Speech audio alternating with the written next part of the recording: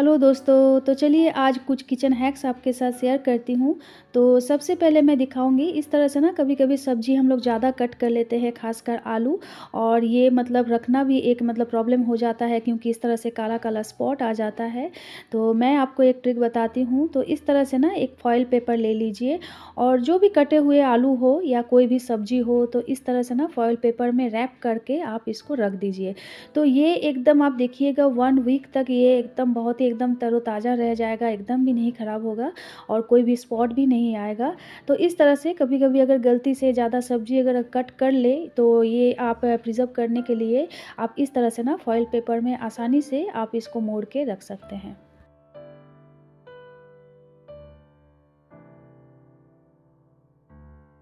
Mobile use करते-करते इस तरह मोबाइल के ऊपर ना स्क्रीन के ऊपर हाथों का निशान आ जाता है और देखने में बहुत ही ज़्यादा भद्दा लगता है। तो मैं आपको दिखाती हूँ किस तरह से आप साफ़ कर सकते हैं। तो घर में डिओड्रेंट होता है, सबके घर में होता है, तो इस तरह से आप डिओ ले लें और बस हल्का-सा छिड़क लें और इसको एक कोई भी नैपकिन हो या कॉटन कपड़ा हो, इसको इस तरह से ना राउंड-राउंड मूव करके आप साफ़ कर लें। तो देखिएगा आपका जो मिरर है ये बहुत ही आसानी से साफ़ हो जाएगा और जो भी दाग धब्बा है वो भी क्लियर हो जाएगा। तो देखिए मैं आपको मतलब करके दिखा रही हूँ आपके सामने। तो देखिए ये कितना साफ़ हो गया।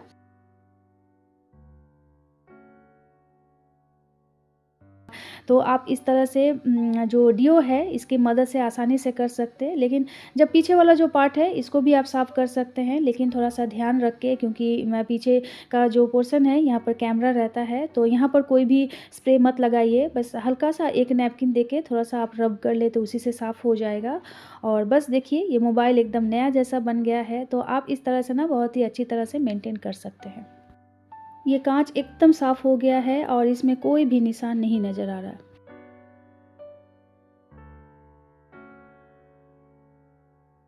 समर सीज़न में नींबू तो यूज़ होता ही है, नींबू का शरबत हो, शिकंजी हो, जो भी हो। तो बहुत सारा नींबू अगर घर में आ जाता है तो इसको स्टॉक करना थोड़ा-सा प्रॉब्लम हो जाता है, तो मैं आपको दिखाती हूँ। तो इस तरह से मैंने नैपकिन ले लिया है और एक-एक नींबू को एक-एक नैपकिन में इस तरह से मैं रैप कर लूँगी। और पेपर अगर हो तो पेपर में भी आप रैप कर लें और बस कुछ करना नहीं है। देखिए मैं एक-एक नींबू को इस तरह से मैंने रैप कर लिया है और जो कॉटन कपड़ा का जो बैग होता है ना, तो उसके अंदर आप रखिए। तो इसमें ना क्या होगा, मॉइस्चर नहीं आएगा और जो नींबू है ये एकदम महीना भर एकदम फ्रेश रह जाएगा, तरोताज़ा रह जाएगा। और बस जो भी नींबू आपका यूज़ करना है आप एक निकाल लीजिए और बाकी जो है इसको आप इस तरह से फ्रिज में स्टॉक करके रख दें।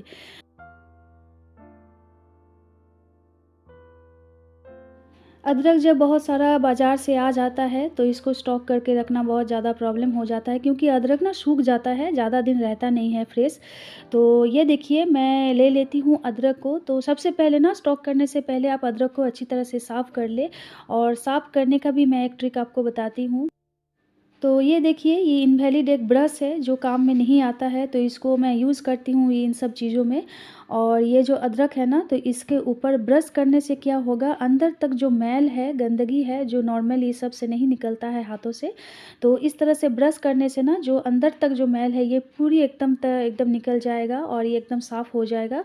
और इसके बाद फिर से और एक बार साफ़ पानी से धो लें और पानी को अच्छी तरह से ड्रेन करके आप इस तरह से एक नैपकिन ले लें और जो भी एक्स्ट्रा पानी है इसको एब्ज़ॉर्ब कर लें नैपकिन में।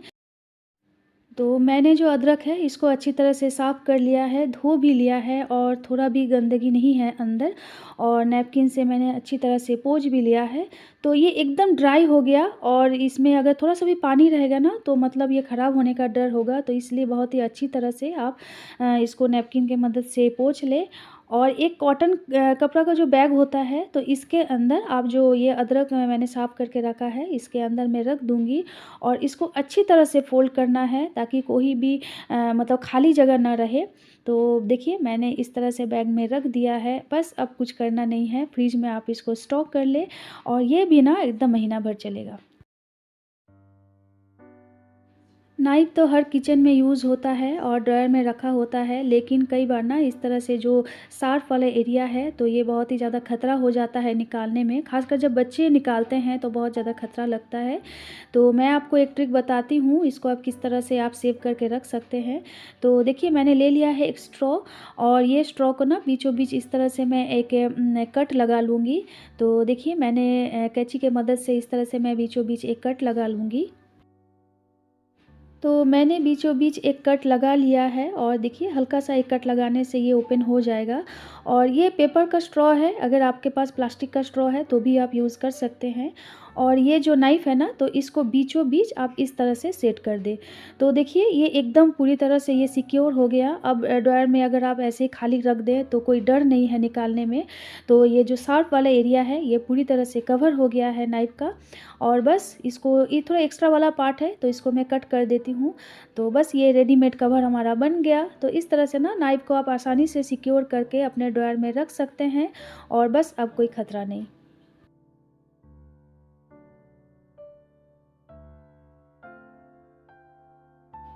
फ्रीज़र में हम लोग आइस जमाते हैं और ये आइस तब काम में आता है जब कोई लग जाए या कहीं पर चोट लग जाए। लेकिन ये आइस ना डायरेक्ट इस तरह से लगाना थोड़ा-सा मुश्किल हो जाता है, कई बार मतलब छोटा-छोटा क्यूब होने से। तो मैं आपको एक ट्रिक बताती हूँ।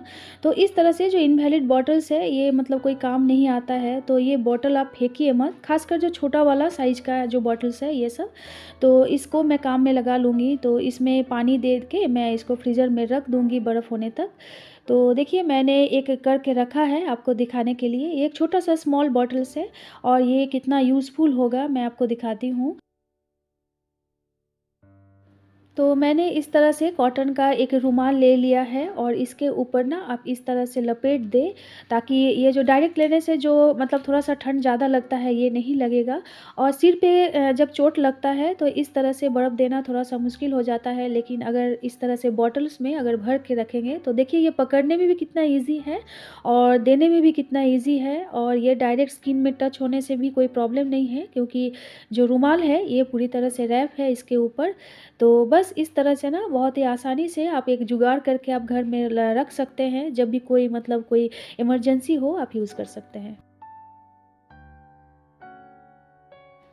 जब नया बुक आता है तो मॉलट तो आता ही है और मॉलट के अंदर ना इस तरह से एक राउंड पाइप जैसा एक रहता है, तो हम लोग उसको तो फेंक देते हैं जब यूज़ नहीं होता है। तो मैं आपको दिखाती हूँ आप क्या कर सकते हैं। तो देखिए, मैंने इसको पीसेस में कट कर लिया है और ये कट करने के बाद और एक बार मैं कट लगाऊंगी इस तरह से कैंची की मदद से। तो बीचों बीच और एक बार आप कट लगा ले। तो देखिए, मैं एक और कट लगा लेती हूँ, तो ये कितना हेल्पफुल होगा आपके लिए मैं दिखाती हूँ।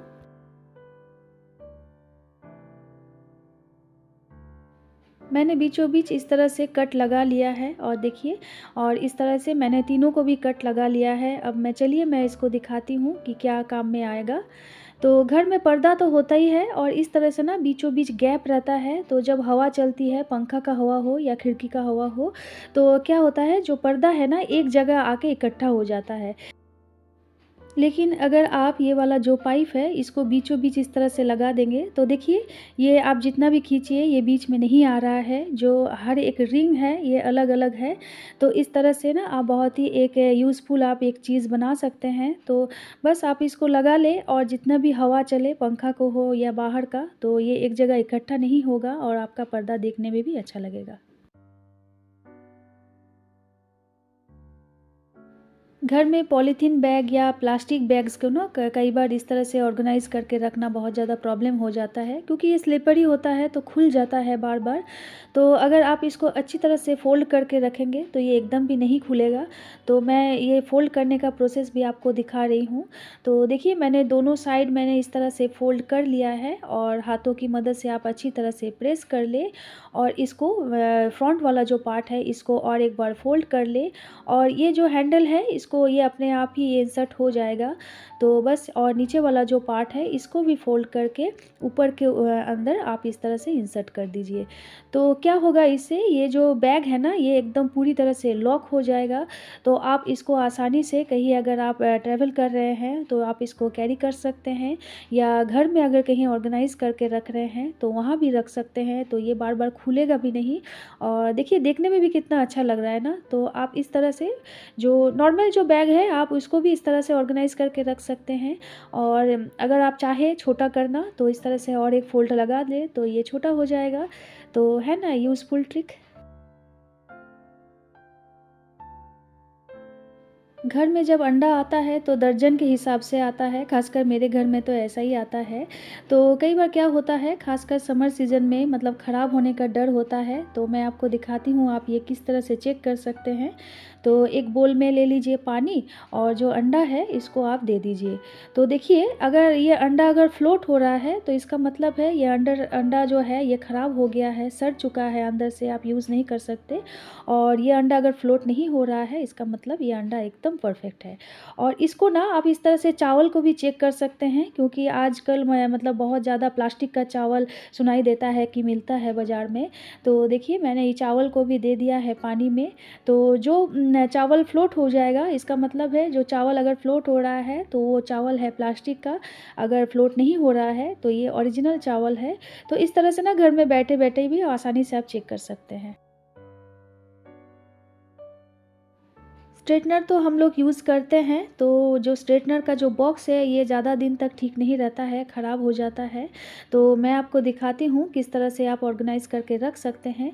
तो देखिए ये मेरा स्ट्रेटनर है, तो इसको मैं एक पुराना जो सॉक्स है ये मेरा काम में नहीं आता है, तो इसको मैं फेंकी नहीं हूँ, मैं काम में लगा लूँगी। तो इसके अंदर मैं इसको रख दूँगी।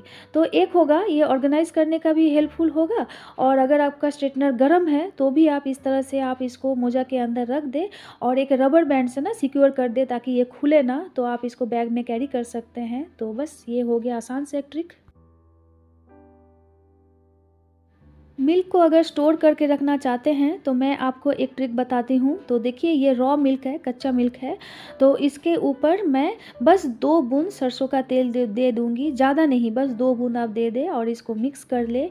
और चाहे तो जो मिल्क है इसको आप ऐसे ही नॉर्मली आप इसको रख सकते हैं, और अगर आप तुरंत गर्म करना चाहते हैं तो वो भी कर सकते हैं। तो इससे मिल्क आप आसानी से स्टोर करके रख सकते हैं, ये ना ख़राब होगा, ना फटेगा, कुछ नहीं होगा। तो ये ट्रिक आप ज़रूर एक बार आप ट्राई करके देख सकते हैं घर में। तो देखिए मैंने जो रॉ मिल्क है इसको गरम कर लिया है, और अगर आपको लग रहा है कि जो तेल मैंने दिया है इससे एक ख़राब बदबू आएगा, तो ऐसा कुछ नहीं होगा। आप ये ट्रिक ज़रूर एक बार अपना के देख सकते हैं घर में, ये मस्ट ट्राई है। बर्तन हम लोग साफ़ करते हैं कई बार बार से या कई बार लिक्विड डिटर्जेंट से, लेकिन क्या होता है इसके ऊपर ना एक वाइट वाला एक धब्बा रह जाता है, तो ये अच्छी तरह से साफ़ नहीं होता है। तो मैं आपको दिखाती हूँ एक ट्रिक। तो देखिए मैंने एक मोजा ले लिया है और इसको हाथों में ना इस तरह से मैं पहन लूँगी, और ये ना एक बहुत ही अच्छी तरह से एक नैपकिन का भी काम करेगा और स्क्रबर का भी काम करेगा। तो बस ये देखिए ये जो धुला हुआ बर्तन है इसको मैं पानी से मतलब चला के इसको अच्छी तरह से रगड़ लूँगी, तो इसके ऊपर जो एक वाइट वाला एक जो लेयर आ जाता है ये एकदम बिल्कुल भी नहीं रहेगा, और आपका जो बर्तन है ये और भी अच्छी तरह से साफ़ हो जाएगा। और आपके नाखून और स्किन को बचाने के लिए ये हैंड ग्लव्स का भी काम करेगा, तो आप ये आसानी से ये ट्रिक आज़मा सकते हैं।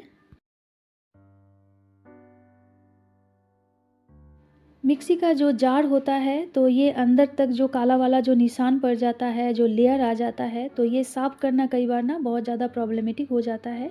तो बिना हाथ लगाए आप किस तरह से साफ़ कर सकते हैं, तो चलिए मैं दिखाती हूँ।